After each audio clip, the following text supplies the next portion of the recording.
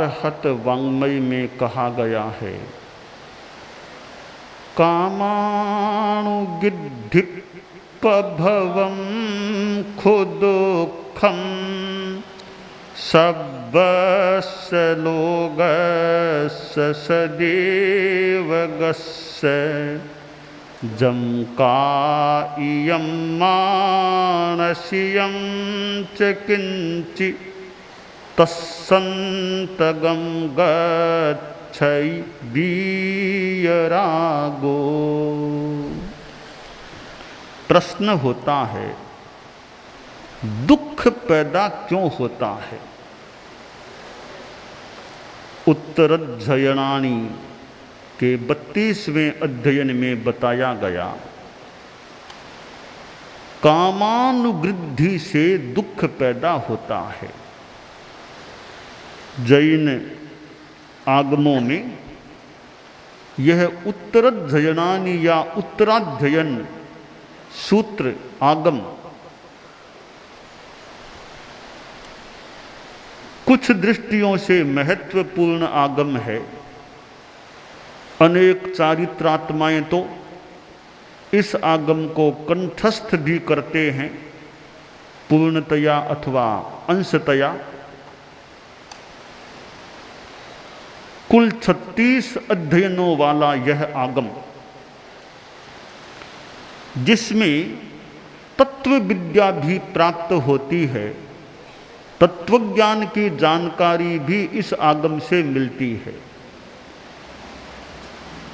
और विनय का प्रयोग कैसे करना चाहिए,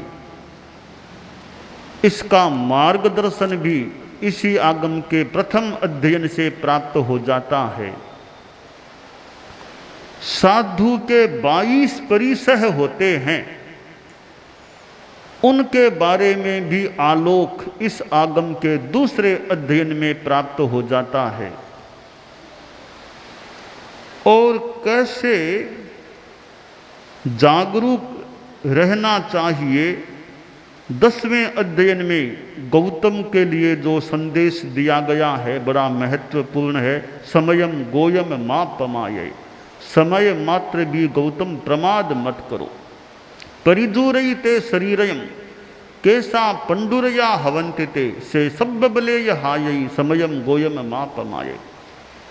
गौतम को बार बार संदेश दिया गया है कि अप्रमत्त रहो, प्रमाद मत करो, क्योंकि शरीर तुम्हारा जीर्ण होता जा रहा है, केश सफेद होते जा रहे हैं, सारे बल क्षीण होते जा रहे हैं, इसलिए प्रमाद मत करो। क्योंकि शरीर तो आखिर अवस्था आगे बढ़ती है। अगर 100 वर्षों का परिपूर्ण आयुष्य माने, जैसा कि संस्कृत में कहा भी गया, जीवे मह शरदः शतम पश्ये मह शरदः शतम अदीनः श्यामः शरदः शतम। हम 100 वर्षों तक जिएं, 100 वर्षों तक दुनिया को देखें, 100 वर्षों तक अधीन बने रहें। कामना तो संस्कृत साहित्य में की गई है, परंतु मैं देखता हूँ 100 वर्षों को पार करने वाले या 100 वर्षों तक पहुँचने वाले कम लोग होते हैं।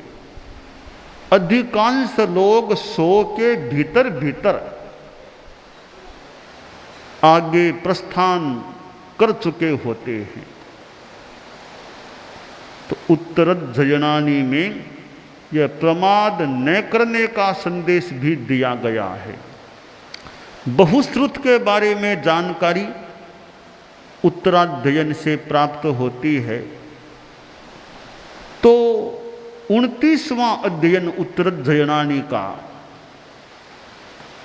जिसमें सुंदर संवाद हुआ है प्रश्नोत्तरों का, वह अध्ययन है। प्रश्नोत्तरों के माध्यम से सुंदर जानकारियां दी गई हैं। और इसी उत्तराध्ययनानि में केसी गौतम का एक अच्छा संवाद प्राप्त होता है। भगवान पार्श्व की परंपरा के कुमार श्रवण केशी, भगवान महावीर के सुशिष्य गौतम स्वामी, उन दोनों का संवाद इसमें प्राप्त होता है। तो लेस्या के बारे में भी जानकारी इस आगम से प्राप्त की जा सकती है। और अध्यात्म की साधना के संदर्भ में 32वां अध्ययन है इस आगम का, सुंदर पथ दर्शन देने वाला है और विभिन्न कथानकों घटनाओं के माध्यम से भी इस आगम में प्रतिबोध देने का मानो प्रयास किया गया है। साधु तो ऐसे आगम का स्वाध्याय करें, यह तो काम्य है ही, यथासंभव कंठस्थ भी करें। आप लोग गृहस्थ हैं, वे भी ऐसे आगम का स्वाध्याय करें तो अच्छा है। अनुव्रत से जुड़े हुए कार्यकर्ता हैं, अनुव्रत के क्षेत्र में कार्य करना उनका धर्म है। अनुव्रत के लिए भी कुछ अध्ययन जितना अच्छा हो सकेगा, क्योंकि ज्ञान एक आधारभूत तत्व है हमारे लिए। साधु हो या गृहस्थ या श्रावक, ज्ञान, तत्व विद्या का ज्ञान, अध्यात्म विद्या का ज्ञान महत्वपूर्ण है। उत्तराध्ययनानि जैसे आगमों का हिंदी अनुवाद पढ़ लिया जाए, साथ में टिप्पणी व्याख्या पढ़ ली जाए तो स्वाध्याय अच्छा हो सकता है।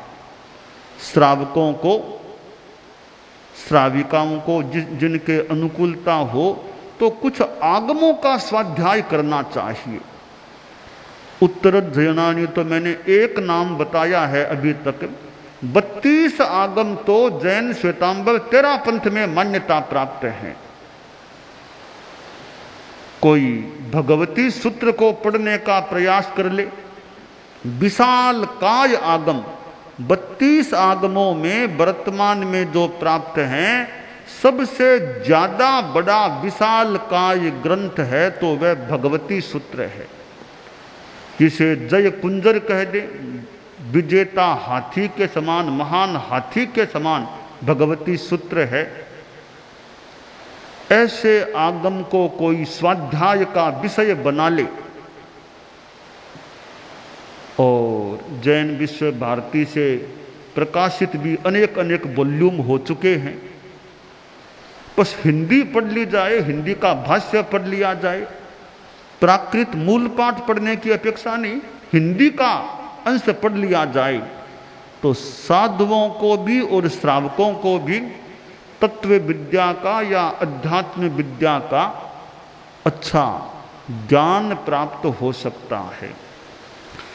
उत्तराध्ययनानि में जो कहा गया कि दुख पैदा क्यों होता है, काम से, अनुवृद्धि से, पदार्थों के प्रति आसक्त होने से, किसी के प्रति आसक्ति से, वृद्धि से दुख पैदा होता है।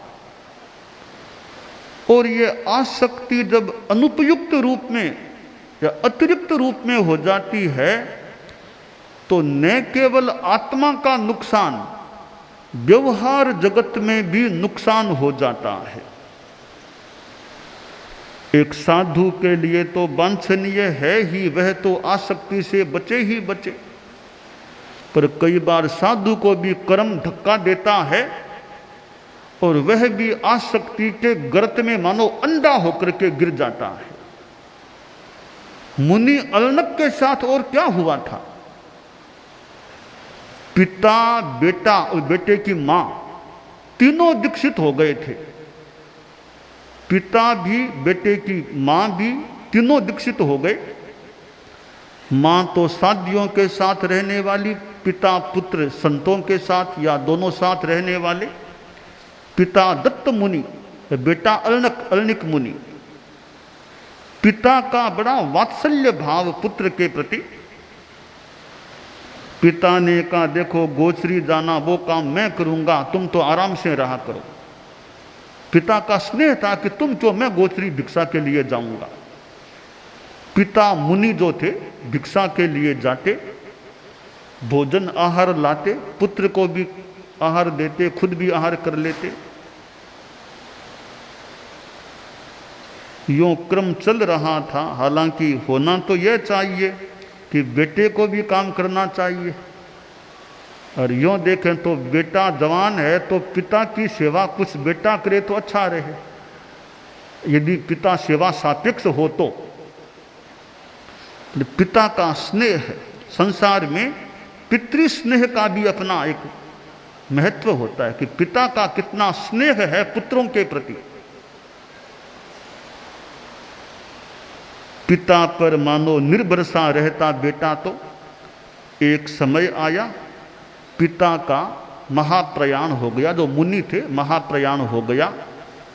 अब तो बेटे को काम करना पड़ता, गोत्री के लिए भी भिक्षा के लिए जाना पड़ता। पर वो बेटा तो मानो कि आराम तलब हो गया था। इतने समय काम पड़ा नहीं था धूप में बाहर जाने का। हमारे साधु साध्वियाँ भिक्षा के लिए जाते हैं। ये भिक्षा करना भी एक तपस्या भी है। भिक्षा करना, देखिए धूप में जाना पड़े, व्याख्यान देरी से उठे, फिर धूप में जाओ भिक्षा के लिए, फिर गर्मी का समय शरीर पसीने से तरबतर हो जाए। ऐसी स्थिति में गोत्री के लिए जाना आना एक तपस्या है, साधना है। साधु को आराम तलब नहीं बनना चाहिए। यह आराम तलबी न साधुओं के लिए काम की है और न आप गृहस्थों के लिए काम की। आराम तलबी काम, आदमी को कुछ परिश्रमशील होना चाहिए उचित रूप में। परम पूज्य गुरुदेव तुलसी कितना परिश्रम करते थे। इधर बिहार यात्रा, फिर व्याख्यान, फिर और लोगों को सेवा, इतने बड़े समुदाय का संचालन करना। और मर्यादा महोत्सव के दिनों में तो वे कितने व्यस्त हो जाते थे। मैंने आंखों से देखा, मर्यादा महोत्सव का समय होता, साधुओं से वार्ता करना, साध्वियों से पृच्छा करना, वार्ता करना, साधु साध्वियों के चतुर्मासों की व्यवस्था करना, किस सिंगाड़े में किस साधु को किस साध्वी को नियोजित करना, इस पर ध्यान देना। कितने कार्य वे करते थे। तो गुरुदेव तुलसी के जीवन में परिश्रम का दर्शन किया जा सकता है। परम पूज्य आचार्य महाप्रज्ञ जी वृद्धावस्था में भी यात्रायित हुए थे। मुंबई, गुजरात, महाराष्ट्र, मध्य प्रदेश, हरियाणा, पंजाब, दिल्ली, राजस्थान, कितने प्रांतों की उन्होंने यात्रा की थी। 70 वर्षों के बाद जीवन के 9वें दशक में कितनी यात्रा की थी। तो साधु को आराम तलब नहीं होना चाहिए। साधु हो, जवानी की उम्र हो, स्वाध्याय नहीं, ध्यान नहीं, परिश्रम नहीं, तो फिर तो कहीं कहीं खतरा पैदा हो सकता है। वह अरण्यक मुनि अब भिक्षा के लिए निकला। गर्मी थी, शरीर पसीने से तरबतर हुआ। सोचा कि थोड़ा सा आराम कर लूं, कहीं छाया मिल जाए तो। एक अट्टालिका दिखाई दी, उसके नीचे छाया थी, वहां वह खड़ा हो गया। कुछ की गर्मी बहुत है, आराम कर लूं। उस अट्टालिका में गृहस्थ स्वामिनी थी। वह पति वियोग को भोग रही थी, चंचल चित्ता बन गई थी। उसने अपनी दासी को भेजा कि साधु जी को ऊपर लेकर के आओ। साधु जी को निवेदन हुआ कि ऊपर आइए। सोचा भी ऊपर भिक्षा मिल जाएगी, वो गोत्री भी कर लेंगे ऊपर, ऐसा कुछ सोचा होगा। साधु ऊपर चला गया। वहां एक महिला को देखा और महिला ने साधु को प्रेम पास में जकड़ने का प्रयास किया। और साधु भी कोई योग था, कुछ कर्मों का योग माने, वरना क्यों साधु किसी के बस में हो जाए। इत्थीण बसम न यावी गच्छे। साधु के लिए कहा गया कि स्त्रियों के बस में कभी साधु को नहीं होना चाहिए। पर साधु वो राग रागरी रैस पिछाड़ो, यह राग भाव कोई जागा, यह काम वृद्धि जागी है, महिला के प्रेम पास में बंध गया, वही रहने लग गया। उधर जो अलनक मुनि की मां थी उसका नाम था भद्रा, साध्वी भद्रा थी, वो साध्वी के रूप में थी। उसको पता चला कि मुनि अलनक तो आए नहीं, ठिकाने में क्या हुआ। तो मां का मातृ स्नेह भी प्रबल हुआ और वह मां साध्वी भद्रा पुत्र की खोज में निकली। वो पुत्र के न दिखे जाने से विक्षिप्त जैसी हो गई, गली गली में घूमने लगी, शहर में बोलती अरणक अरणक अरणक अरणक बोलती जा रही थी। वो साध्वी बोलते बोलते अट्टालिका के, उस अट्टालिका के पास से जो ही गुजरी तो मां की आवाज अरणक अरणक, ये शब्द तो उस अरणक के कान में पड़े। सोचा रे मेरी मां की आवाज है, तो मां से मिलूं। वह नीचे उतरा, मां के पास आया, बोला मां मैं अरणक। अरे बेटा तू यहां कैसे? कि मां मैं तो पतित हो गया, चलित हो गया, संयम से भ्रष्ट हो गया। मां ने शिक्षा दी, बेटा हुआ सो हुआ, अब तू संभल। सुबह का भूला शाम को घर आ जाए तो भी काम ठीक हो जाए, अभी तुम संभल, वापिस साधु संस्था में आ जा। बस मां की प्रेरणा मिली। बेटा बोला मां तुम्हारे वचन स्वीकार है, मैं तो उस महिला के प्रेम पास में बंध गया था, जकड़ गया था, अब उस महिला को छोड़ के मैं वापिस साधु संस्था में आऊंगा। वापिस वो संभल गए, साधु जीवन में समुपस्थित हो गए और सोचा अरे इस शरीर की सुकुमारता ने मुझे फंसा दिया था महिला के पास में, अब मैं सुकुमारता का बदला लूंगा, यानी तपस्या करूंगा। और आतापना लेने लग गए, तपस्या में लग गए और अपनी आत्मा का कल्याण कर लिया। पर एक बार वो कामानुवृद्धि के कारण से फिसल गए। यह तो साधु की बात। आप गृहस्थों की एक बात और आती है कि कैसे गारहस्थ में भी विफलता हो जाती है इस अति राग भाव से। एक क्षत्रिय था, युवक, उसकी शादी हुई। शादी के बाद वह अपने गांव आ रहा था नवोढ़ा को लेकर के, और नवोढ़ा साथ में थी, धन भी पास में था, दहेज पास में। क्षत्रिय और उसकी वो नवोढ़ा दोनों आ रहे थे। मार्ग में चोर मिल गया। चोर का तो काम है चोरी करना, धन लूटना। तो क्षत्रिय ने देखा चोर है, लूटने का प्रयास कर रहा है, तो क्षत्रिय ने बाण फेंका, पर चोर भी जागरूक था, बाण को काटा। दूसरा बाण, तीसरा बाण, बाण फेंकता गया, चोर बाणों को काटता गया।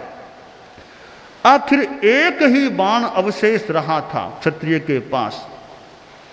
तो नवोढ़ा ने सोचा यूं तो चोर सफल हो गया तो कहीं लूटेगा हमें, अब एक ही बाण इनके पास बचा है, रक्षा कैसे होगी।